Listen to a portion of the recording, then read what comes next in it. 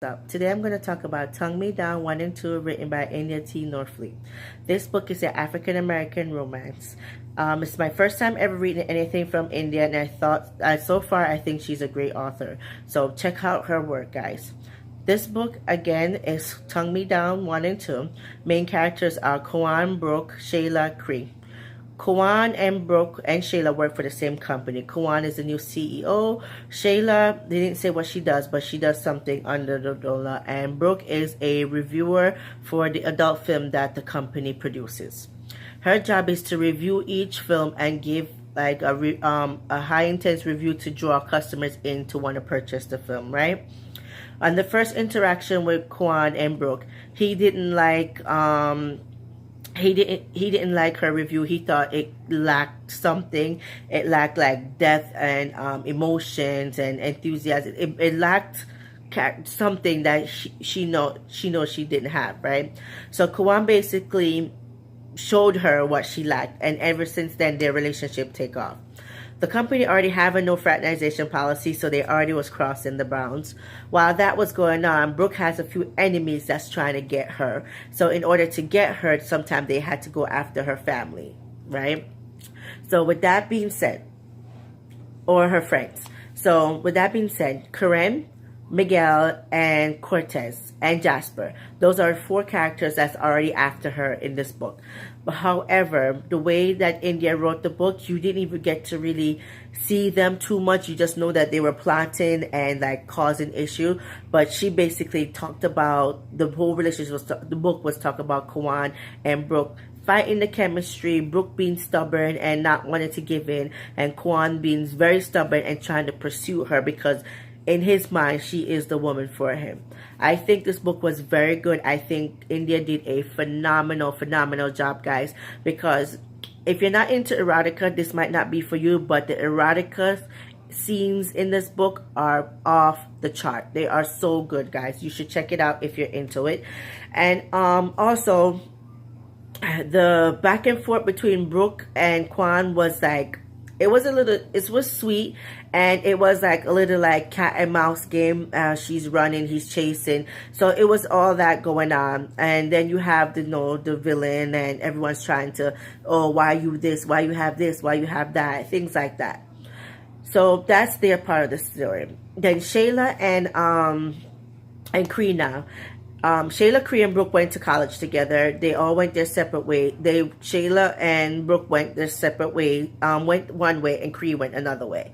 So now, lo and behold, Cree is back in town, and Cree is he met up back with them, and he instantly started feeling Shayla again. Shayla is fighting her feelings and being a little bit stubborn because it's not. I don't really say it's stubborn. The whole point with Shayla is that Shayla didn't want to break up the friendship that they have to basically pursue a relationship.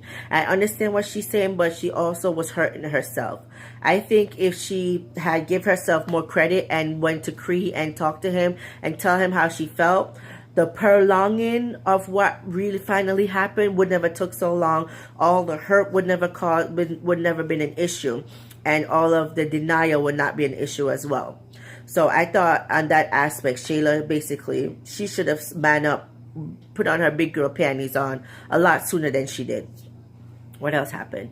Okay, now Brooke has a lot of drama. So you have Karen that's after her. You have Miguel that's blackmailing her. You have Cortez that's a little bit creepy. And then you have Jasper that's like in denial. There's so much going on with Brooke, and I feel so bad because when you finally read the book and find out how much hurt and how much things that happened to her, you're like, oh my God, no, not like you feel the pain.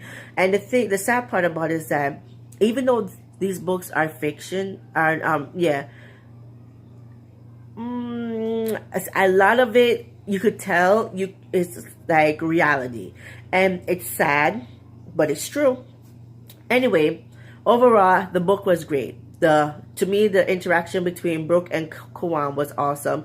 Shayla and Cree didn't have a big part in the book, but they were in the book, and the book was very good. It was very how can I say it?